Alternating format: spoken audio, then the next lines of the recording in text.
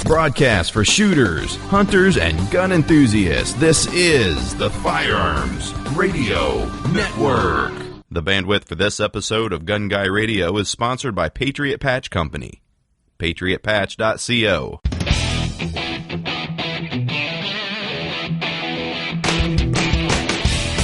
Welcome to episode 220 of Gun Guy Radio. This is a podcast that shines a positive light on the firearms lifestyle. I'm your host, Chick Challen, with co-host Zach Carlson. This is your weekly dose of positive firearms talk without the politics. Hey, Zach, what's up? Oh, not much. I'm just fondling my pew-pew here. Your tiny, minuscule... My non-compensating suppressor. My little Beretta 21A with a little tiny Thompson Wasp suppressor on it. I mean, you can't get much smaller of a suppressor setup than that. No, I'm actually working on an article for Range Hot that is a micro 22 can comparison. This is one of them, but actually, ironically, this is one of the longer ones. This is probably, I don't know what it is. It's a few inches long. Well, if that's long. It's what? If that's long, I mean, it's long enough, right? This is probably 4 or 5 inches, 4 inches long, probably, and then I think the other ones are like 2.5. The Bowers Biddy and we'll talk about it later in the main topic. But yeah, I've got some small ones that I'm working up separately, and this one is thin but longer. So, yeah, we're talking suppressors this week. We're not talking about what I did in guns because I'm too busy. Too busy. It's never too busy for guns. What are you talking about? Never too busy. I did try to look up to see where those silencer shop kiosks are.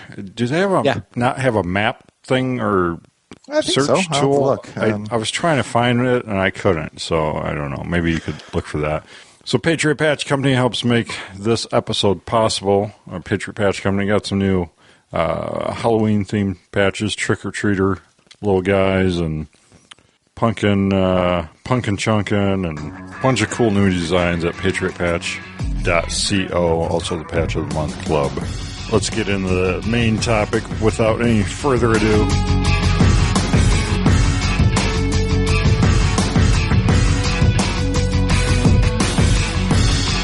Rimfire suppressors. Is it a suppressor or a silencer? Are we going to be those nomenclature Nazis and people? Yeah, someone's having a meltdown right now listening to this episode. Yeah, it is what it is. And actually, if you go on Silencer Shop's website, I was looking when you do it, right on the very homepage where it says how to buy, you click that, and then halfway down it says find a local dealer. And when you're actually looking at the map, the picture shows a little kiosk on the pins. So like the red ones are dealers, but then there's a little graphic icon of a little kiosk next to the ones that are kiosk dealers. So it is in there. Are there any in South Dakota? Is anything in South Dakota? I don't know. Let's see. South Dakota. Suppressors are legal. Here, and you can actually check by only has kiosk. That's helpful. There's one in Rapid City. There's one in Edgemont, Sturgis, and Watertown. There's 3. Watertown, which is north of Sioux Falls, it looks like. So that's probably your closest one. Way north of Sioux Falls. Yeah, and then, the other ones are way, way, way west. They're all too far. That's too bad. Guess you have to do it the old-fashioned way and do paper ones. But the good news is even paper forms are coming back fairly quickly because this little bad boy that I'm holding in my hand that we were just referencing, I put the paperwork in 6/14. Wow. So it came back in 10/17 or something like that. So it was basically 4 months. So that's pretty darn quick. My last one before that just came back a month or two ago, that was 10 months on the dot. Yeah. So went from 10 months to 4 months. So the one that I'm next having is my integrally suppressed CZ Scorpion pistol, and I'm really excited about that one. So that one should be, if we hold the 4 month time, I'll get that right around January probably. What CZ is that? I don't think I've even seen that one. Oh, you haven't seen? You know what a CZ Scorpion is, right? And the carbine? Right, yeah. So I got the pistol version, but then I originally had bought the one with the railed handguard that had a big flash can in it, and then I put my Dead Air Ghost 45 can in it, and it just looked goofy. Like, it didn't look right. And the same company that I have my 5.56 can through, Innovative Arms, they make an integrally suppressed barrel system on it. So it has a rail. It tucks in the rail. Have you seen the little 4-inch CZ Scorpions? They have, they call them it's like a fake suppressor in there, but it's like the rectangular suppressor. Kind of looks like an Osprey from Silencer Co. Okay. It's basically the same size as that. So it looks just like an Osprey, but it's just a little bit bigger. The thing is ridiculously quiet. They radially port the barrel. So the barrel is vented. It's like a 5-inch barrel with the ports in it. And then the suppressor's all in there. It's awesome. I'm actually going to SBR that thing when I'm done with it. I have an article due in December with it for Athlon Outdoors. And then after that, after I have all the pictures taken of it as a pistol, I'm going to put in for an SBR on it. Okay. When you said CZ pistol, I my mind went to the Silencer Co. Maxim or something like that. Oh, no. Oh, ironically, speaking of, while we're still in this week with guns here, I actually shot a Silencer Co. Maxim last weekend. My local dealer, Larson Weapon Systems or Axis Manufacturing in Spokane, they have one. They had one all done up in cool Cerakote. It's like a theme gun, and I really wanted to shoot it because I was like, that might be my next thing because it's a really cool idea. A fiend or a theme gun?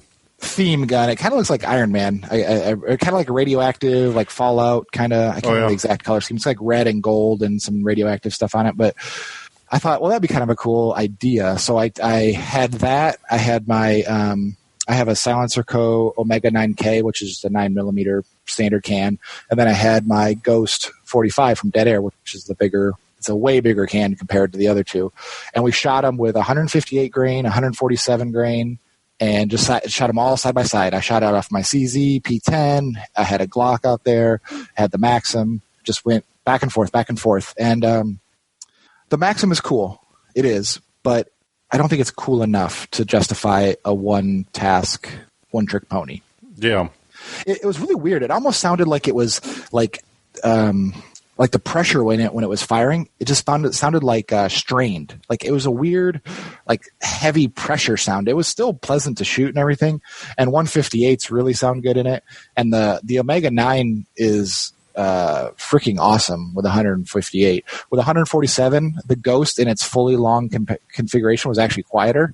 But I think I would take the shortness of the Omega 9K even with 147 ammo, but I think I'm just going to start buying 158 for that gun, and just really utilizes the lighter or the quieter nature of it. But that's not what we're here to talk about. You just brought up that topic. No. It's fun talking about Zach's gun adventures. I can vicariously live through you. Yeah. Well, okay. So I guess the main topic is rimfire suppressors, and we're basically asking, why own a rimfire suppressor or any suppressor really? Like, yeah, they're tools of assassins. Why would you own something like that? Yeah, it is so much more enjoyable to actually fire. Have you ever shot a suppressor? Well, yeah, I mean, like at SHOT Show and stuff. Okay, well, that's even kind of hard because there's so many people shooting around you, so you don't really get the full experience, I don't think. But why a suppressor on a 22? It is really, really, really enjoyable. I personally think a 22 can should be everybody's first can because they're a lot more inexpensive just right off the bat. They're super, super quiet. They're cheap to shoot, obviously. Cheaper to shoot, I should say. And they're just really, really fun. I think a suppressed rifle makes way more sense than a suppressed pistol. I don't think people really realize how much louder 22 pistols are than 22 rifles suppressed. Like this little tiny suppressor on this Beretta is okay. Like but then when you put it on a rifle, it's just stupid quiet because I think more of the gas burns off by the time it gets out the end of the 16-inch barrel. So you're just not dealing with as much gases and noise and everything at the end. But it's noticeable. The costs. What's that? So would you say, you're saying pistols are way louder with a suppressor than suppressed 22 rifles? Typically, yeah, typically. So like how much, like, can you, I guess, outline an example of that? Like, Yeah, so we're going to talk about specific types of suppressors later, but like there is modular suppressors. So I have one of those, and with that modular, you just have baffles that screw together, and you can make it from really like one baffle all the way out to 10 baffles, I think it is. And so I specifically did that where we did like a 2 baffle system on a pistol, and it is right on that threshold where it's like you can hear just a little bit of pain, like not hear pain, but you hear that little bit of ringing. It's quiet enough that I would feel comfortable if I had to shoot something that I wouldn't be hurting myself bad, but it's not nearly as pleasant as the full baffle stack. But if you take that same 2 baffle modular suppressor, put it on a 16-inch rifle, a 1022 is what I did it on, and it's like nothing. I mean, it's way more effective. So just going apples to apples. Same suppressor straight across, same ammo, same everything. Interesting. You send the barrel length out, and it's a lot quieter. Yeah, I don't know. Knew that. I think that pretty much works across the board, because if you look at some of the decibel ratings on like 5.56 cans, you'll see like a 10.5-inch barrel is like 6 dB louder than a 16-inch barrel. So I'm assuming that works across the board. I don't have all the data to say in my experience that happens. I assume it's right, but I have experienced it with pistols. But we kind of talked about the costs to own these things. I think people are scared by the $200 tax stamp. What was that, a couple years ago, where there was a whole hubbub about the HPA and how the Hearing Protection Act was going to make silencers just buyable over the counter, like, firearms and no weight and everything. And I think a lot of people really were shied away from it. They'll said, "Oh, I'll wait and I'll get it when I don't have to pay the $200." Do you think is that what you experienced too? Well, it seemed to hurt the industry quite a bit. Yeah. It seemed like a lot of the companies are. Because right after that was when Silencer Co. cut their workforce big time and cut some of their special project teams and whatnot. And other, companies little startups, some of them seem to go away. So I don't know if it means there's a resurgence now or I don't know if this is that whole blue car theory, like you never see a blue car until you buy a blue car, then you see blue cars everywhere. Like maybe because I'm kind of in the suppressor mode at the moment, I'm noticing a lot more little small companies, and a lot of these little small companies, they're actually doing some pretty cool products. And I don't know if they're just, riding on the coattails of the R&D of the bigger companies, where they're just kind of saying like, "Oh, that can works really good, and let me copy that baffle stack," or something like that. I don't know. I'm not saying they're all innovative companies, but there are some smaller companies that I've been pleasantly surprised with their cans so far. Yeah. So it's $200 per device, right? Yeah. When they say a tax stamp, it's literally a stamp, like your former life stamp. Like it is a physical stamp that you get on a piece of paperwork. So you fill out what's called a Form 4. A Form 4 is just a transfer, taxable transfer of an NFA item. So it's a bunch of this paperwork.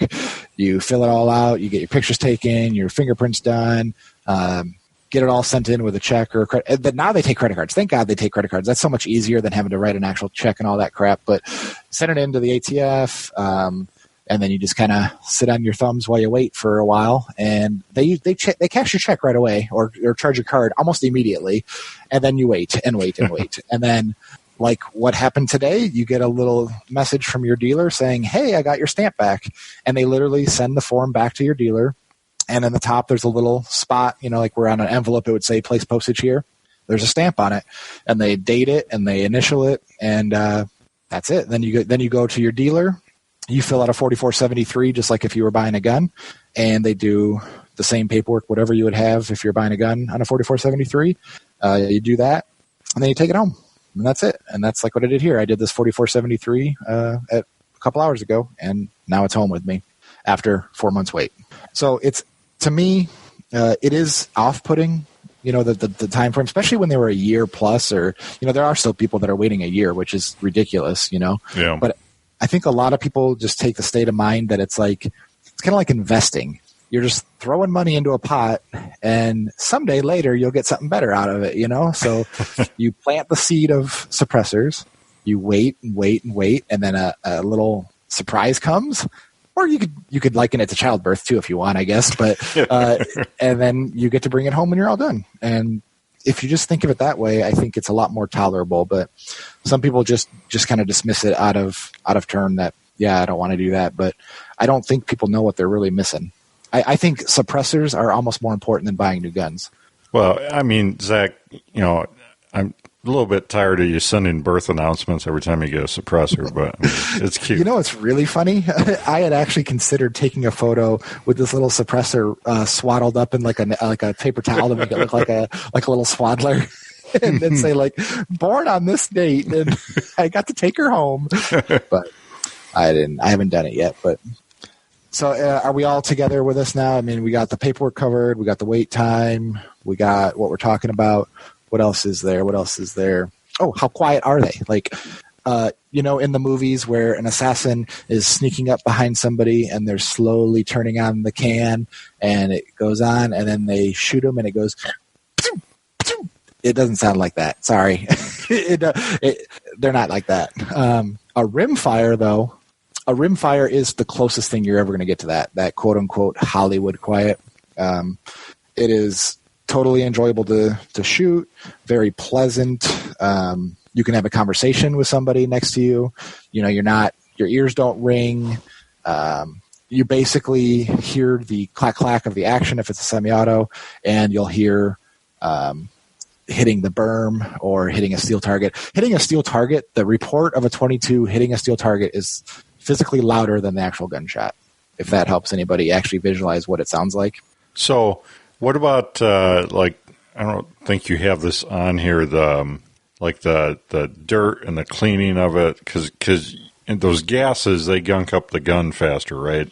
For sure, yeah. We'll talk a lot of it about when we talk about material selection on your suppressors, because cleaning on a rimfire really makes sense, but that's where it really comes in the difference between a rimfire can and a centerfire can, where a lot of guys, most centerfire cans, I'm not going to say all, but a lot of centerfire cans are sealed cans where they have the baffle stack and everything is either welded inside the tube and the caps aren't actually threaded caps. They're all just kind of captured in there.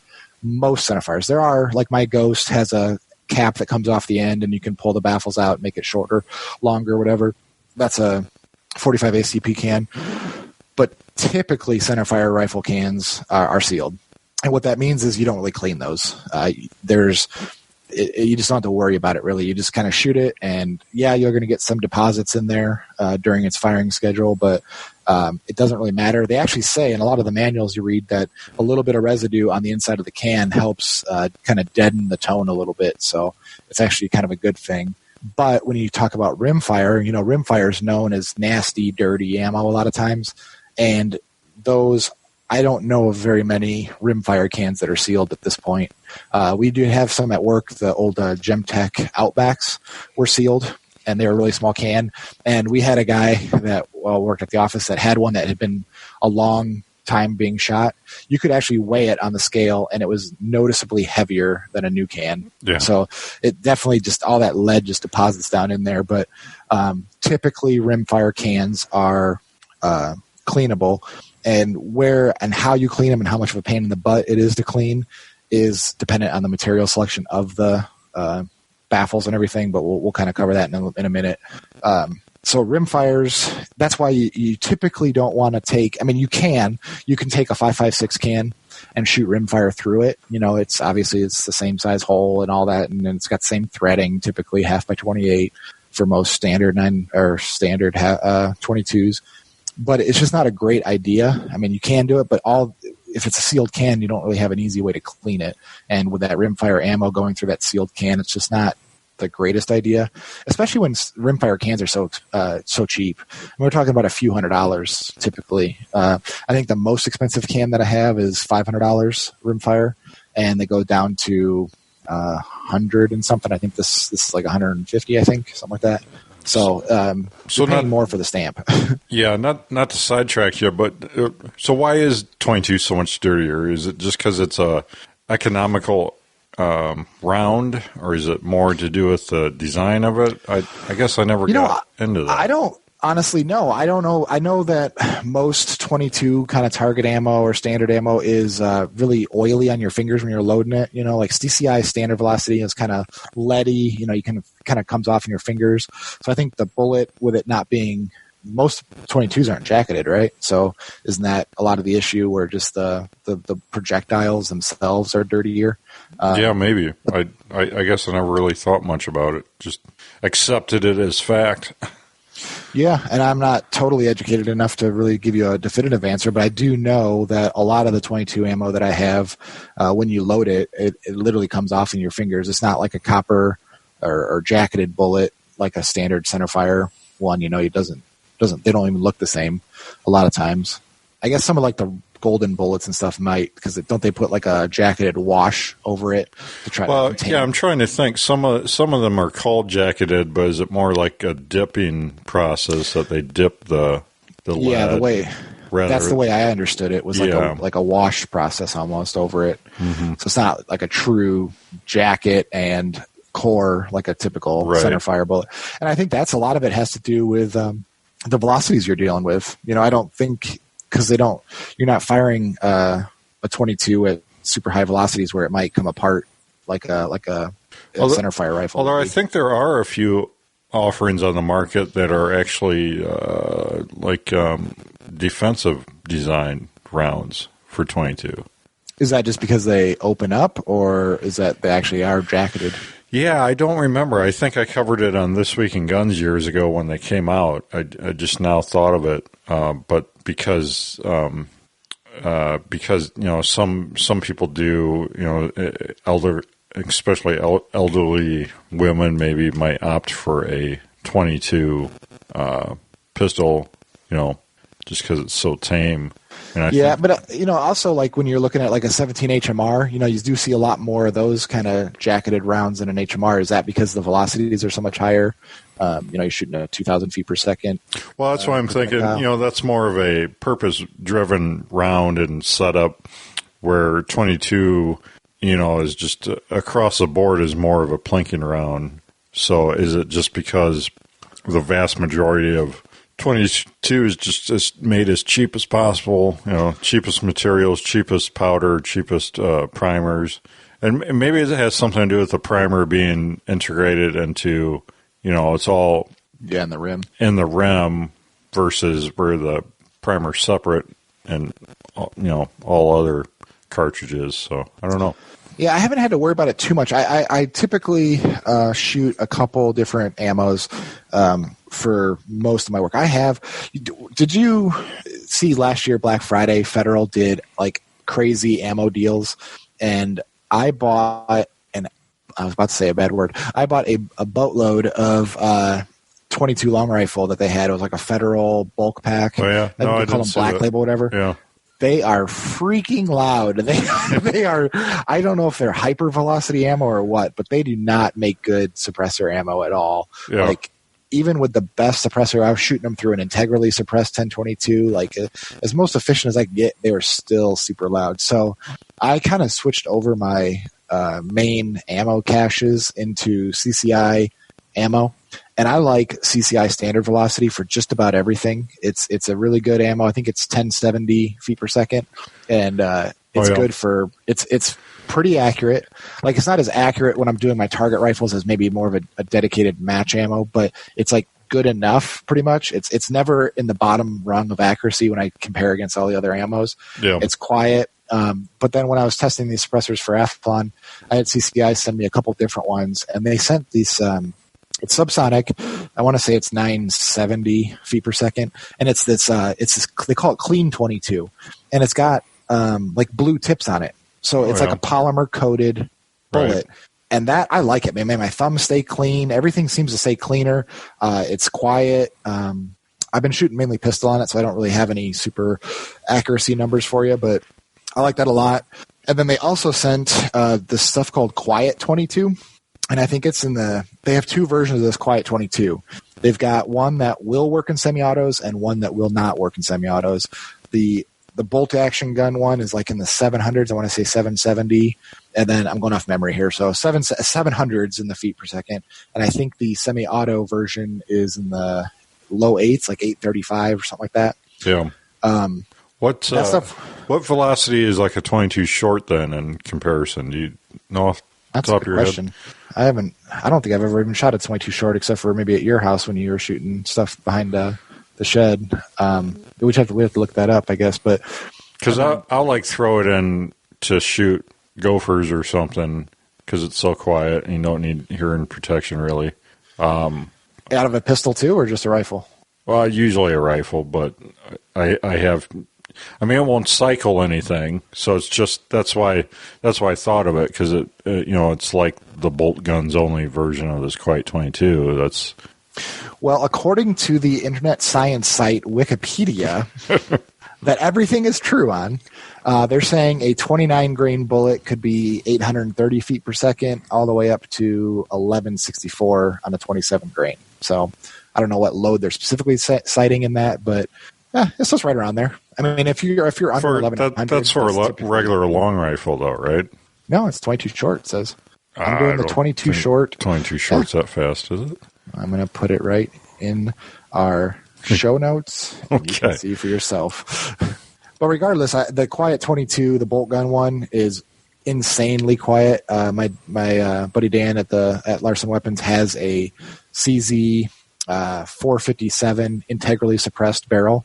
So it's a bolt action 22 with a 16-inch internally suppressed barrel with that bolt gun ammo. The firing pin is louder than the gun going off. Literally, shooting it with no ammo in it is just as loud as shooting it with ammo in it. It's insane. And when you're shooting it with a scope, you can kind of see the bullet being lobbed in your field of view. It's going that slow. That's pretty cool. Yeah, it is pretty cool. So ammo is a kind of a big deal. As long as you're in that 1100 or 1050 and below, you're pretty much not going to hear that crack. Even higher velocity ammo will still be quieter, but you'll hear that sonic crack as it gets downrange. So you'll kind of get that reverberation after you fire. So subsonic is always better, as obviously. But you're asking questions about cleaning and baffles and all that material stuff. Yeah. And that is where I've learned the most in this adventure is materials matter. They matter a lot, I think. Everything with suppressors is kind of a give and take. Do you want durability? Well, okay, you're going to probably be heavier. Do you want to make it easier to clean? Well, that means stainless, so you're going to be a little bit heavier. Do you want it super, super light? Okay, it's probably going to be aluminum, which is a little bit harder to clean, maybe not as durable, whatever. Everything's a give or take trade-off. So my very first can that I got back in 2010, I believe, was this Gemtech Alpine. This Gemtech Alpine, they don't even make it anymore. I think I saw Bud's Gun Shop actually still had some in stock. I don't know where they got them, but this is basically what's called a K-baffle design. So you have the end cap that comes off, aluminum baffles that just stack all the way in there, and then on the back they have a stainless insert for the threads. This one might actually be titanium, but usually it's a stainless steel or titanium insert where the threads are on, so you don't screw up the threads. Yeah. Single piece tube. And the aluminum baffles, they work fine. This whole can is like 3 ounces, and it's a pretty long can. It's probably 6.5 inches, something like that, off the top of my head. 1 inch diameter. Most Rimfire cans are roughly an inch diameter, depending usually. It's a quiet can, but when it comes time to clean this, it is no fun. It is no fun. The dirty gases just seem to etch themselves onto these baffles. And in this design, the K baffles all kind of stack on top of each other and they sleeve. So it's got like a skirt on the back of the front baffle, and that goes over the baffle behind it. And they build like their own little tube of baffles. And then that whole stack of baffles, think of it like Oreos going back into the package. They slip back in there.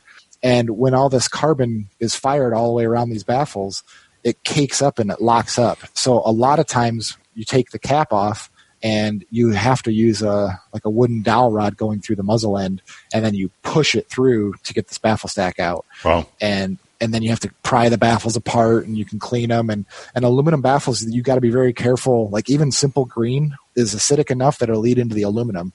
You want to keep that hard coat anodizing intact as much as possible. I finally gave up after years with this one that I could not get the baffles clean enough or done. I finally just bead blasted the baffles, and that's a bad thing to do, because I was using glass beads in a blast cabinet. They look beautiful. They look like brand new, but in that process, the glass beads pit the aluminum surface a little bit. So now every subsequent firing after that blasting, all that carbon has a place to stick to as it flies by. So it basically, it's just like it made it worse, but it was a sacrifice that I made, and it is what it is. But that's the aluminum ones are just kind of like that. They have a way to do it with soda blasting. So it's the same process like sandblasting, but instead of a glass media or like a walnut or sand or whatever, or aluminum oxide, you're actually blowing baking soda through it. So really, yeah, you see it a lot with like car restoration, where it'll pull the paint off of a panel without warping the panel, or some people even use it for like mold remediation on wood, because it'll take the mold off without damaging the wood behind it. Huh. So it's very gentle, like it's very non-abrasive, basically. I haven't bought a soda blaster. I was going to when I had this one can that come through, but that manufacturer does not recommend soda blasting. But typically, aluminum baffles can be soda blasted, so that's an option. But a lot of people say just like CLP and a nylon brush, which is not how I want to clean. Like, I hate cleaning guns anyways, and to just sit there pulling cans apart. I think there's probably, 6 or 7 baffles in this can alone, and they all are kind of intricate. So have you tried like a sonic cleaner or anything like that? So that is the trick. With an ultrasonic cleaner, I have a Hornady one here, and I like it a lot, but you can't do aluminum parts in that either. Oh, you can't? It'll etch into the aluminum, apparently. So that's why I prefer stainless steel, typically, in most cases. A stainless steel baffle, you can literally throw in the ultrasonic cleaner, let it run. You can run a paper towel or something through the tube to clean out any gunk that accumulated in there, clean the threads out, and by the time you're done, you just air dry, or I use an air compressor to blow off the baffles after they come out of the ultrasonic cleaner, and you're done. And it's just so much easier. The downside for that is the give and take is it's going to be heavier. It's very rare to get a full stainless can lighter. It's just, that's the nature of the beast, being that trade-off. So depending, that's the baffle specifically. I don't think I've seen that many baffles made of a different material other than aluminum or stainless. It's where you get into the tubes that's a little bit different. So So between aluminum and stainless, what are the price points look like? Which is one more than the other, or?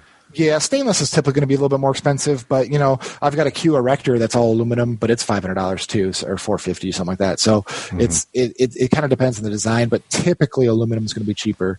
This Wasp that we talked about that I got the tax stamp today, this is basically I think it's all aluminum. It might be a stainless tube actually, but the inside is all aluminum. That's one of your cheaper ones. And you know how we said the K baffles that I said in this Gemtech can, that's where each little baffle stacks on itself like a little cookie in front of each other. That was popular a while ago, and they're actually back. In the meantime, most cans, or a lot of cans, went to this monocore design, which is what this Wasp is. So there's a sleeve tube with a end cap that retains the monocore, and then once you take that end cap off, you can pull the sleeve off, and it's one machined piece with like baffles that go side to side in it. And in theory, that's easier to clean because you can kind of always twist the monocore as a unit to break up any carbon that might have been sticking to the tube. And that does work. You still got to kind of have to get into those crevices to clean the baffles out, but I don't think this is as good of a design sound performance-wise. I guess it depends on the manufacturers. But if you notice, a lot of the current cans are all going back to the K baffle design or a stacked baffle design like that instead of this monocore design. I don't know why. I would assume that must be better for some other reasons. And I think there's other design changes they've made along the years that make the cans easier to get apart. So, yeah. And like, some cans require tools, like this little Thompson Wasp that we're talking about. It's just got a little knurling on there. You can just do it with your hand. You don't need any special tools. This Gemtech Alpine that we talked about, my original can, the end cap has just slots in it that you can take a quarter and stick it in there and turn the cap off. But I've noticed that with this article that a lot of these other cans are using kind of proprietary tools to get the caps off, which is okay. But just know that if you forget your tool when you go to the range and you need to do anything with it, it's not fun. Like, it's not one of those deals where you want to just kind of jimmy rig it with a punch or something to get it open, because you will probably scratch it. Right. Yeah, I don't like the idea of proprietary tools at all. Yeah, I've got the Dead Air mask that I have. It has like a little front cap tool, which is just a disc with like evenly spaced little pegs that interface with the screw. And it is what it is, I guess. I have one of those little like tackle boxes that I just have all my suppressor stuff in. So it just kind of goes in the range bag as one unit. That way I don't have to think about what I might need. I'm pretty much going to have anything that has to do with a suppressor in there. But it is something to be aware of. And when I was talking about the thread insert on that Gemtech, it's got, you kind of want to make sure that you're going to be okay there, because like this Thompson, I don't believe it does have a thread insert. It's just threaded in the aluminum, so you don't want to be super crazy and torquing it, and because once you screw up that threading, that's not going to be fun. You have to send it back in to get it fixed. Yeah, it's not like it's a separate piece, So, are we going too fast for people, you think? This is a lot of information. I think we're good. We got show notes. Check out show notes at firearmsradio.tv. Click Gun Guy Radio at the bottom. Yeah, and it should show up in most podcast players too, doesn't it? I think I saw it. I think in 2019 it does. So now let's do a deep dive on actual suppressors. We've kind of been talking theories and just kind of pros and cons. In my mind, there's basically 3 different types of rimfire suppressors. There's what's called a modular. A modular is pretty self-explanatory. It can either come apart, grow, shrink, change configurations, that kind of thing. There's a mini suppressor, which is just typically a small suppressor compared to a normal full-size can. And then you have your standard cans. So I think what's kind of interesting and what more and more cans are going to be are the modular. The first one that I have on the show notes list is called the Erector from Q. So Q, are you familiar with the story from Q, of Q? Why don't you tell me? That's your polite way of saying no, I don't know. That I haven't known anything in guns for a couple of years. Why don't you tell the audience? That's kind of true. I'm so out of the loop on so many things. So back in the day, a company called AAC, Advanced Armament Corporation, or company, whatever it is, Advanced Armament, they were a suppressor company headed up by a guy named Kevin Brittingham. And he did that, and then I can't remember what year it was, but basically Remington bought AAC. Right. And after a while threw out Kevin. Kevin went over to Sig Sauer and started their rifle or their suppressor program. And then he was up there. And then now, about 3 years ago, I believe it was, he started a company called Q up in New Hampshire as well. And they came out with a really cool bolt action gun called the Fix. They came out with the Honey Badger, which I guess was a little 300 blackout SBR that was originated at AAC, but they never went out with it. So they did it here at Q. And they have a line of suppressors. They have 7.62 suppressors and rimfire suppressors. So I've got both of their rimfire suppressors for this article. They sent me 2 of them. And if you've ever seen Q's marketing, it's a bit polarizing to people. They kind of have the we're the best and you guys all suck kind of attitude. And to be honest, that was kind of off-putting to me at first. Like, it's like, oh, who are these guys? It's just kind of jerkish behavior. Yeah. But after having their cans, I hate to say this, but they might be right. Like, I don't know. They do have some innovative stuff. And the Q Erector is one of their designs that's a modular can. And basically what the Q Erector is think of, you have an end cap and you have a back cap that has a thread insert on it. Between that, you have a bunch of baffles. I think there's 10 baffles total. Most of them are aluminum. One is stainless steel. And the stainless steel one is the one that actually is serial numbered, and that's like the main piece. That acts as a blast baffle. So that goes, I think you put one aluminum one and then the blast baffle.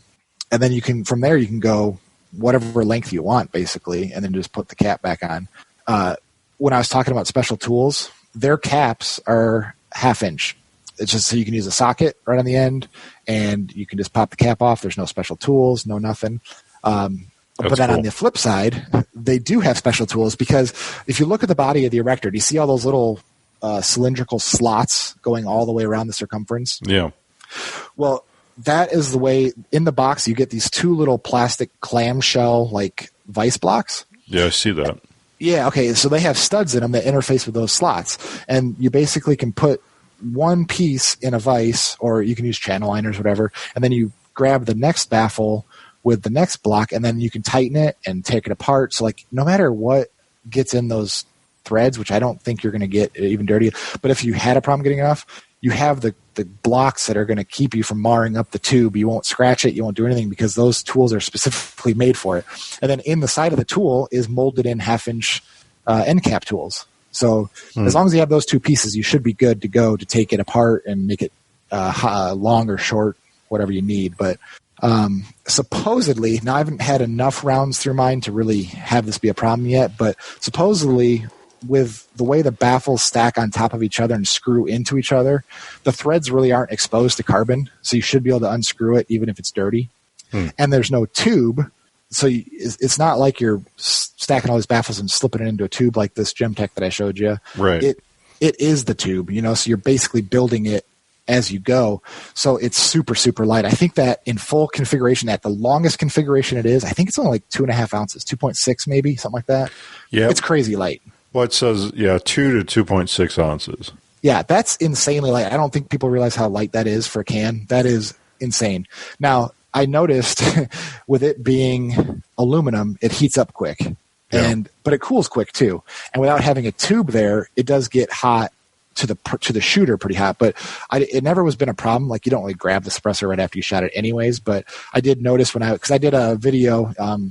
You can click the link in the show notes for all my videos. But I did a video where we did one baffle and just shot it, and then put another baffle on all the way out to 10 baffles, just to show how much quieter it got as you got more baffles in it. And doing that test, I did feel it warm up. But so that's one thing. But that can is pretty cool. I think it's pretty ingenious. It seemed really quiet to me. Yeah, it looks cool too. Yeah, it's on a regular pistol, this Taurus TX22, which is a 3.5 or 4 inch barrel. When I was shooting it with this gun, I think once you got about 7 to 8 baffles, it really started being like a full size regular can. Like, you noticed it was a little bit louder when you had shorter baffles in it, but it's just what you need it to be. Like, I also took all the baffles off and put it on the Beretta, and it looks like a super cool, spy gun. But that can is $450, I think. Is it $450, $500? Yeah, something like that. $477 on Brownells right now. There you go, $477. I think it's probably worth it. You kind of think about it like, okay, are you only going to be the guy that buys one can? If that's the case, like if you're only going to buy one suppressor for 22s, you probably want to buy a modular can, just because you can convert it. Like when you have a pistol or a rifle, you can reconfigure it, move it all around, and not be so unitasked. But if you're going to buy multiple suppressors, well, we can go down the list on that. But in that same vein of modulars, which is what I would suggest if you're only buying one, the next one up was the Silencer Co. Switchback. This can, they claim, now, of course, it's all the manufacturers claiming numbers, but they claim it's the quietest rimfire can out there. And I don't necessarily doubt it. It's kind of interesting because it's basically a titanium tube broken into two sections. You got a short section and a longer section. And there's blast baffles that can combine them together. So you can have a full-length can, and it's in the 6 ounce range, I believe, when it's fully built at everything. Yeah, 6.5 ounces in the long configuration. And when you're in that long configuration, you can have all the baffles face the same way. That's the default orientation, where all the baffles kind of line up and face the same way. That's like your general purpose directions for everything. But the way it's called the switchback is you can, if you're shooting it on a rifle, you can take that end section out, flip it around, and have those baffles facing back at you, and supposedly it's quieter on a rifle. Huh. They say it's like 108 dB, which is insanely quiet on a 22. They say 140 decibels is considered quote-unquote hearing safe. That's what everybody's kind of benchmark is. I don't know if that's an OSHA thing or what, but that's kind of the benchmark. When they say hearing safe, they really mean under 140 dB. Okay, yeah. So 108 is pretty insane. I think most rimfire cans are probably in that 112 to 119, depending on what can it is. But the switchback is pretty neat. It's got stainless steel baffles and a titanium tube, so those baffles can go right in the ultrasonic cleaner. And those baffles, they have these little dimples on them, and so when you it's like almost little putting dominoes together. You put the dots next to the other dots, so you can align the can, because you don't want to. If you put a suppressor back together with its baffles in different directions than it was the last time you shot, it doesn't really matter on a rimfire, but like on a precision rifle, you might get a point of aim shift on it, or point of impact. I should say point of impact shift. Right. So those little dimples keep you aligned the same every time, and they kind of click together. So the ring of the one baffle kind of mates almost perfectly to the next baffle, and they kind of snap together.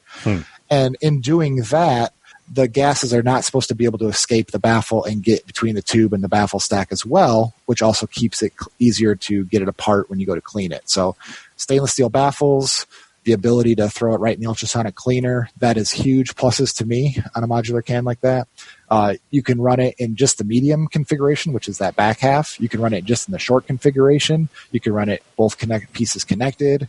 It's pretty cool. The thread mount is what has a serial number on it. So that is the, that, which they also claim, I've never had this happen, I'm sure a lot of people have, but like if you blow out the suppressor by, if it's misaligned on your threads, or you got a crappy gun that they're not concentric to the bore, with having the serial number on the very back, they can replace a lot of those parts easier, paperwork wise, I guess. Because I don't know what happens if you blow out the tube of a standard suppressor.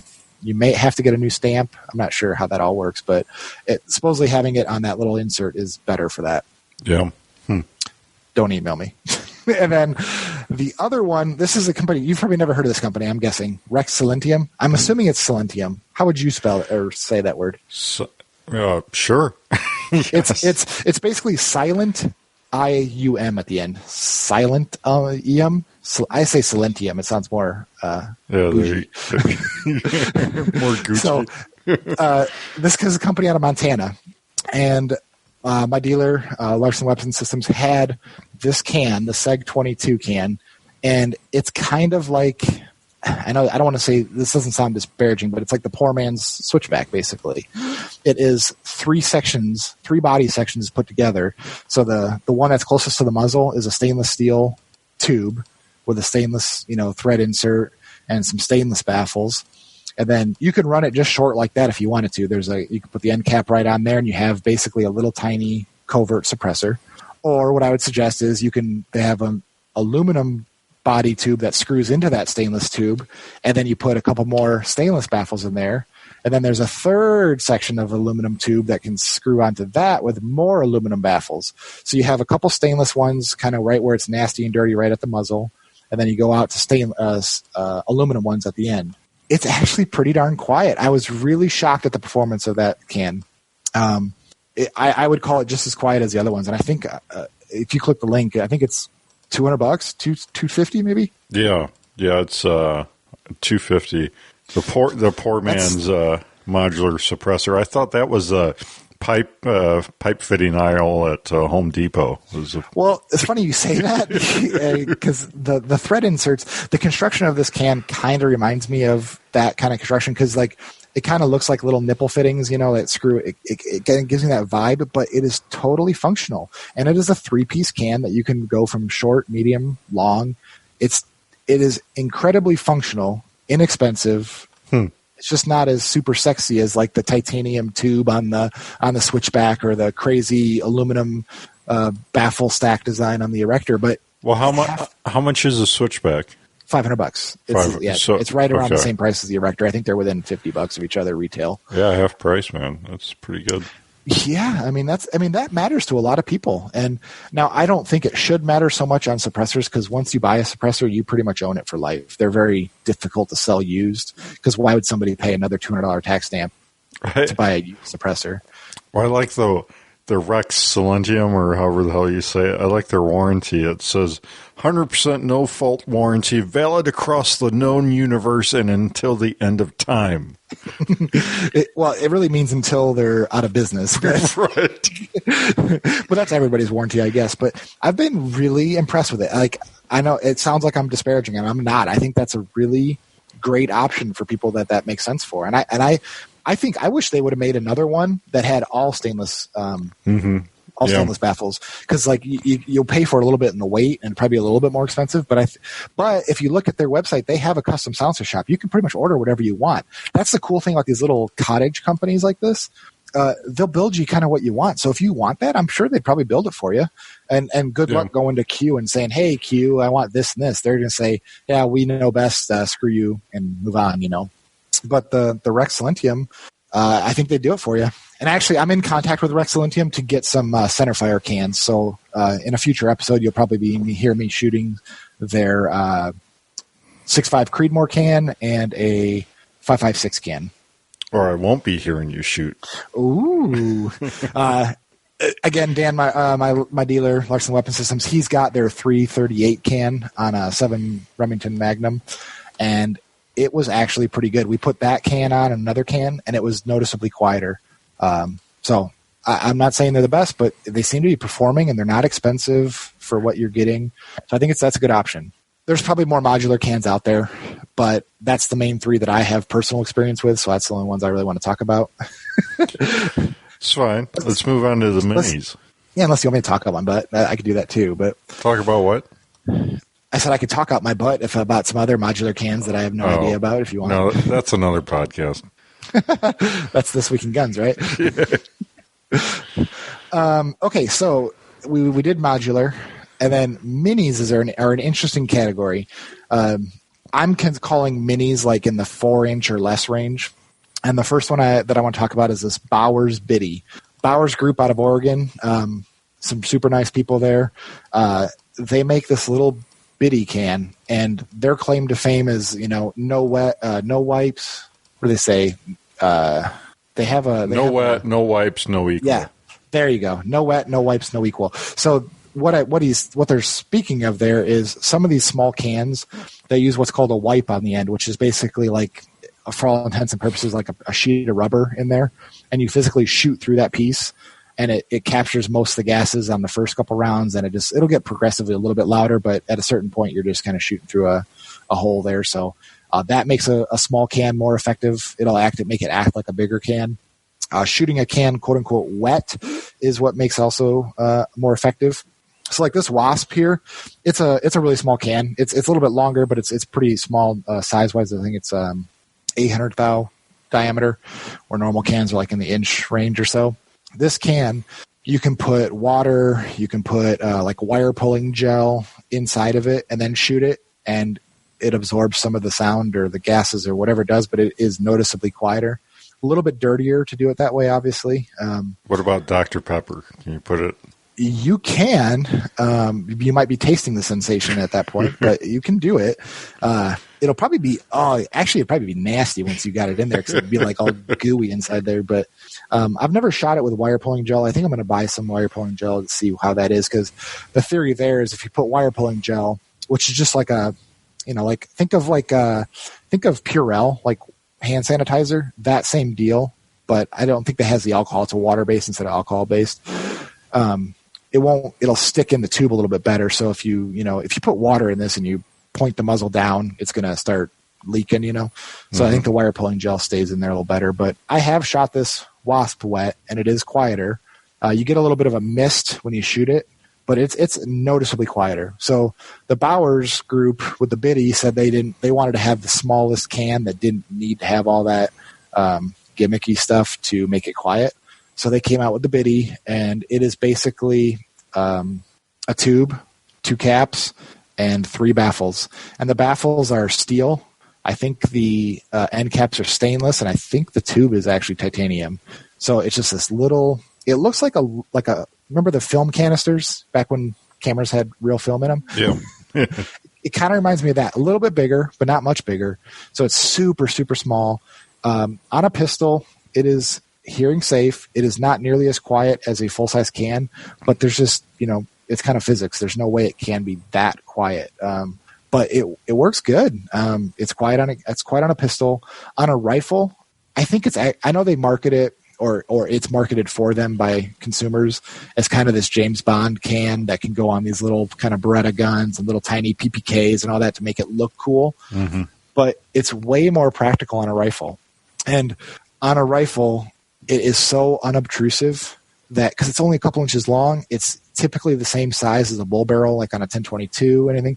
You don't even notice it's there. It makes it very pleasant to shoot a rifle. It's quiet.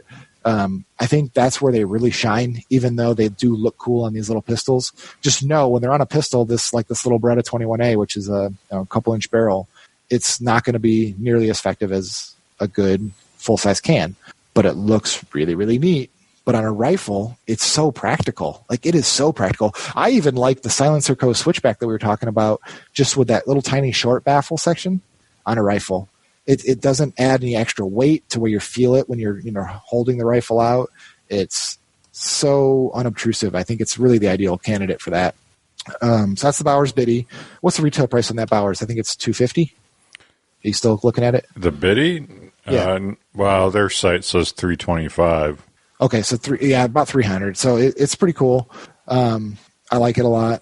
The next one is the Thompson Machine Wasp, and we've kind of covered that one to death. But it's aluminum monocore design, so it's pretty cool. They say that they actually. I talked to the guys over at Thompson Machine at NRA, and they said this was kind of purpose built for the Beretta 21A. Like, that's kind of, I mean, even the picture on their website is a Beretta 21A on it. But it's the tube is stainless steel, the baffles are aluminum, and it's $250. So it's really cool. You can shoot it wet, you can shoot it dry. I think it's a valid option for a lot of people there. And then we are back to the Rex Silentiums again, the mispronounced name probably, but they have a Cove. And the Cove is essentially, to me, what it feels like is basically the first section of that Seg 22. And it is meant for a wipe. It has a wipe in there, but it's got, I think, are you looking at the picture of it? I know it's got a stainless steel baffle. I think it might be one stainless. And so it's not so, yeah, so the wipe is like a rubber stamped out of like a rubber sheet or something. You can actually buy it from McMaster Carr, and they have the little stamping tools where you just hit it with a hammer and it cuts out like a cookie cutter. That's cool. So it's just the tube. It's got the end cap. It's got one stainless and one aluminum baffle, and then the wipe on the end. And well, the wipes and the wet. I mean, that really harkens back to the origination of suppressors. I mean, a lot of the original suppressors were, they had the wipe system in them, and they were some of them were liquid filled too. So, yeah, I don't think the wipe is fine, and I think it's fine. Even my Ghost has the ability to put a wipe in it, but I have to imagine it's going to push the bullet off a little bit because right. You're hitting something before it then leaves the gun. So in a pistol, it's probably just fine. I think there's a reason you don't see any precision rifle cans that use a wipe, as to my knowledge. But on these use cases, it's probably totally fine. But how much is this can? It's $125. How can you beat your $125 retail? That is insanely cheap. But no, it's pretty cool. Yeah. But if somebody wants that can, I would also probably argue with them, like, why wouldn't you just pay a little bit more, get the Seg 22, and have basically this can plus two other style cans, so you could use it from all use cases. But I think, in my opinion, the Wasp, the Biddy, and this Cove are not your first cans. Like, these are not your very first can that you're going to buy and try to be happy. I think these are for kind of connoisseurs that have a specific use case. They already know what they're getting into. They already have other cans. They know they have a special gun. Like, I bought it because I had this Beretta. Like, I literally went to Thompson over at NRA, and they had this gun on display, and I was like, oh, I've got one of those. I need this can. Like, duh. Why don't I get a smaller can? Because the Gemtech is actually longer than the gun itself. This is the Biddy is a little bit shorter. It's basically the length of the slide on this gun, but the Gemtech I had on it was almost double the length of the whole gun, so it just kind of looked out of proportion. Okay, so we'll move on to that's kind of mini cans. The only other thing I was going to say is you could take the modular cans and break them down and get a mini can out of it. So if you're only going to get one can, get a modular. If you have a specific niche need, mini cans make a lot of sense, or on rifles. And then the standard cans, standard means standard. So the Gemtech Alpine I already covered. That's the one I have had for a long time. aluminum K baffles, aluminum tube, 3 ounces, super light. On the opposite end of that is the Dead Air Mask. The Dead Air Mask is basically a lot of times regarded as one of the best overall cans. It is a stainless steel baffle structure. They're kind of similar. The baffles themselves interlock with each other. So they're stainless steel, and they have these ribs, and they have little skirts that kind of lock onto the next one. And then the 2 outer ones where the little back blast area is, they're cut out. So you know that that's the back baffle. The rest of them are all the same. And then there's a short one that goes on the end for the end cap. And then that whole stack, you just slide in the tube, you screw the front cap on, and you're done. It is a heavy can. It's in the 6 ounce range. I think it might be a little bit more than 6 ounces, but it is super quiet. I mean, it is super quiet. They do some voodoo magic to have that first round pop not so high. Because you know the theory of first round pop? No. I don't know all the science behind it, but most cans, the very first shot you take out of it is louder than the second and subsequent shots. And it has to do something with the amount of oxygen in the can itself. Oh, yeah. When that first round goes off, I guess it ignites that oxygen that's already in the can. And there's some crazy ways to get around it, but I guess the Dead Air is known for lessened first round pop. So I don't know how they do it, but they do. And I like that one a lot. I've actually already put my Form 4 in for the Dead Air. That was the first one that I actually put paperwork in on after I got these all in for the article.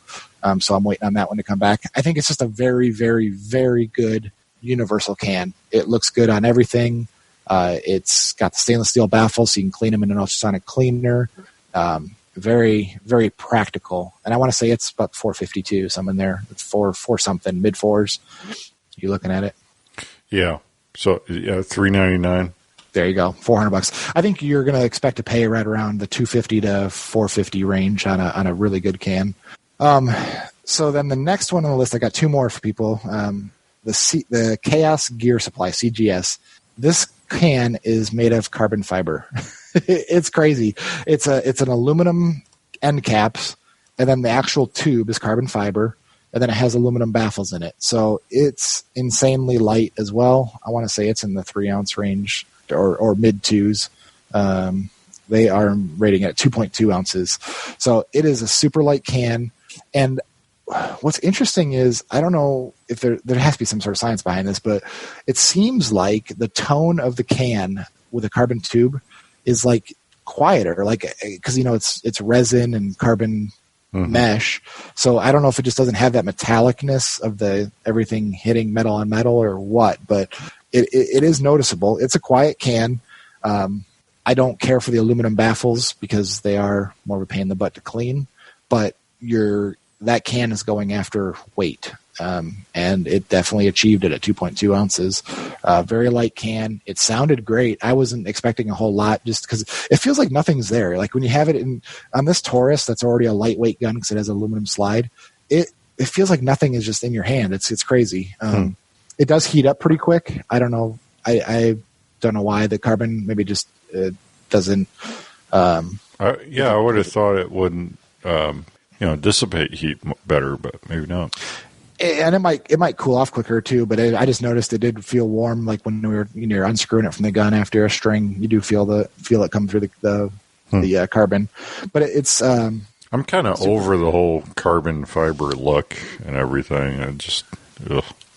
Well, at least this isn't fake carbon fiber. It's not like they did a vinyl wrap on an aluminum tube or something. Maybe that's why I'm so over it, because all the fake carbon fiber of the last decade is just worn on me. So yeah, I think it's a sign when like Econobox cars like have dash trim that's all right. Carbon fiber.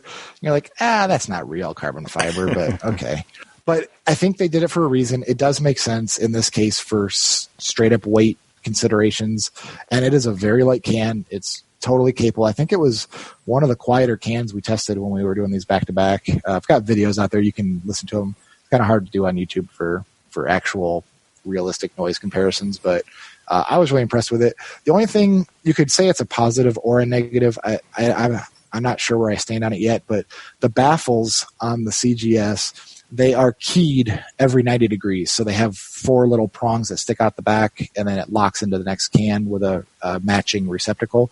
So the plus side is you could play with the orientation of baffle to baffle in 90-degree increments from each other and see if you can get a quieter tone. They say, depending on your how you put the baffle stack in there, it might be quieter with certain ammo gun combinations. I don't personally have the patience to test all those I think theories. that would drive me crazy more than anything. Yeah, I think if I did that and I found one that would work good, I think I would just take like a Sharpie marker and mark all the way down the baffles so I knew they went in the same way or whatever. But it is possible. But I'm kind of with you. Like, I don't want to have to think about it so much. Like, how did this baffle need to go in kind of thing. But for the people that are tinkerers, it is available to you to do that way. So that's the Chaos Gear Supply Siren. I think that was only that one's not terribly expensive either. $399, so right around there. $400 again. $400 seems like $400 is the magic number. And then the last one, I started with a Q suppressor, and I think I'm going to end on a Q suppressor. This one, the Q El Camino, it's a very traditional style. I was actually kind of ho-hum about it when I first saw it. It just looks like every other can until you dig into it. They use the same half-inch end cap, so you can use the erector tool or you can use a socket or whatever. You basically take that cap off, and they have stainless steel baffles in there as well, and they don't stick. They butt up against each other. They don't interlock. They don't do anything like that. But the way that the cones are, if you look at they look like a. Do you remember throwing your quarter in that thing at the mall and your penny would spin around it and go down in like a whirlpool? Right. That's what they're shaped like. And then the faces of them are flat. So then they just butt up against them. So you just literally stack them up like quarters on a desk. And then you just slip the tube over it, put the cap on, and you're done. It seems ingenious. I don't know why more people don't do it. I also like that they use a PVD finish on their stuff. So that stainless steel blast baffle on the erector and this whole tube is PVD coated. And we use PVD coatings at Lone Wolf, and so I can appreciate how much more of a pain in the butt they are to do PVD coatings.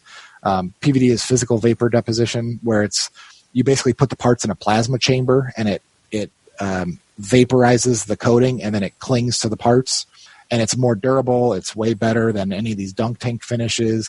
Cerakote. A lot of these companies put Cerakote on like high use cans, and like it's a badge of honor to shoot a 5.56 can where it burns the Cerakote off. Like to me, that's like, okay, well. Shouldn't they put a better finish on it?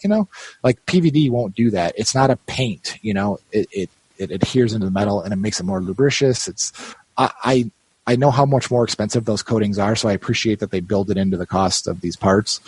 But yeah, it's a stainless steel baffle with a titanium tube. It's pretty light. I think it's 4 ounces. So even though it's stainless steel, you're not doing that big of a weight penalty for it. And it's I think it's only like a 950 thou diameter tube as well, so it's a little bit smaller.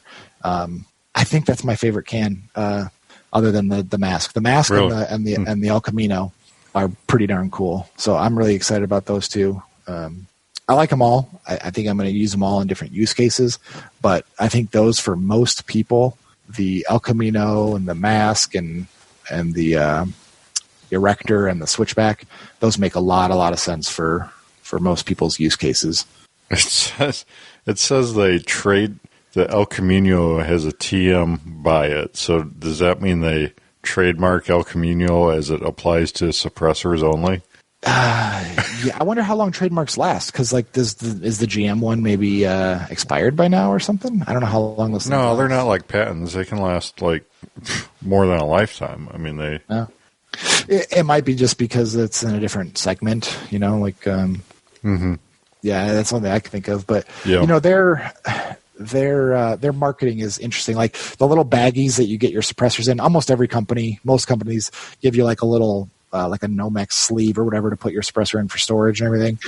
The one for the El Camino and the erector are funny. They're like leopard print or some like crazy like kooky stuff. It's funny. Like their little information cards that come with them are funny.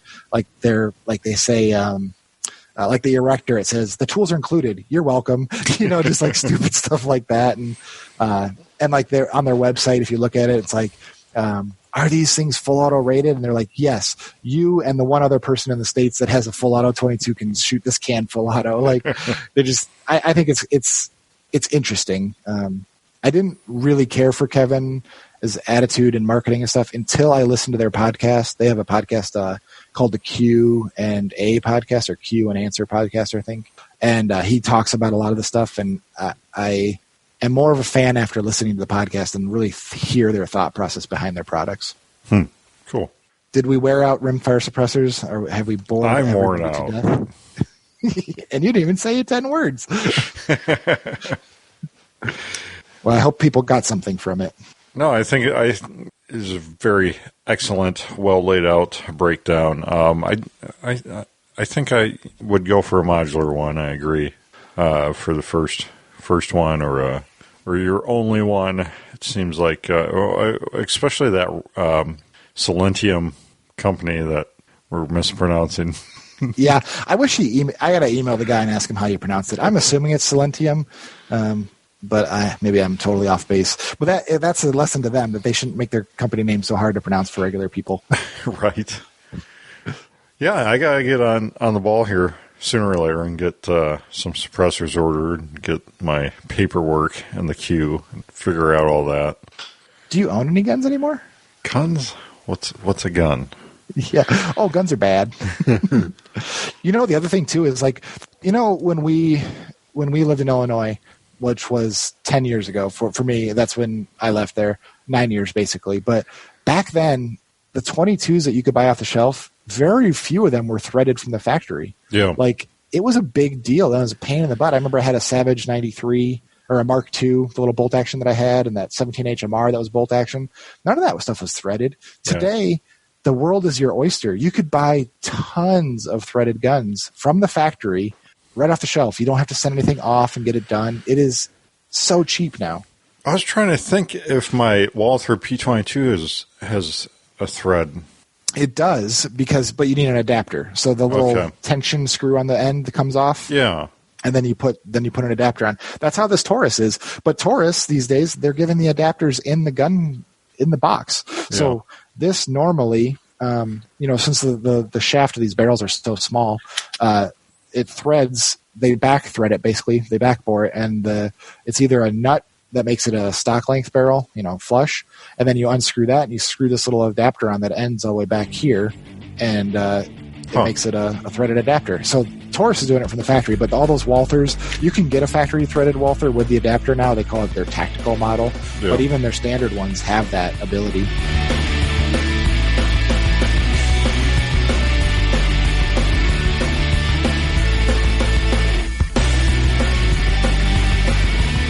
Right. Patriot Patch Company helps make this episode possible. Check out the Patch of the Month Club over at patriotpatch.co.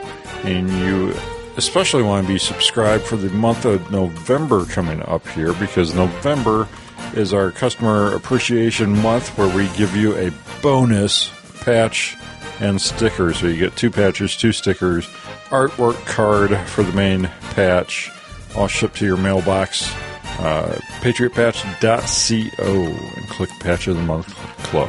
Have you announced what the November one is yet? Top secret. Or is it a secret? Top secret. Oh. Are they 2 new ones, or is it one 2 new existing ones? One? Nope. Wow. 2 brand new ones, never before seen. But wait, there's more. Cool. Order it today, and you get 2 ounces of OxyClean for... So yeah, check out all of Zach's show notes in the show notes. Yeah. The show notes would be in the show notes. Yep.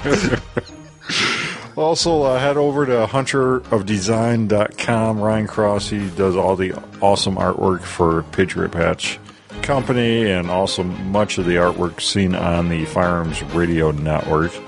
Check it out, hunterofdesign.com, if you need artwork, graphics, website, whatever. Subscribe to us on iTunes. Never miss a show. Leave us a review there. Oh, we were going to read a review. We had a bad review, right? Yeah, I think we did. We'll do that next week. Don't forget to check out all the other awesome shows here on the Firearms Radio Network. And also, I'm going to be back on This Week in Guns. Once a month, I'll be hosting, it's like the 4th week of the month or something. I'll be hosting This Week in Guns again, so catch me over there as well. Looking forward to it. Cool. About wraps us up. Thank you, Zach. Thank you. and we'll see you next week.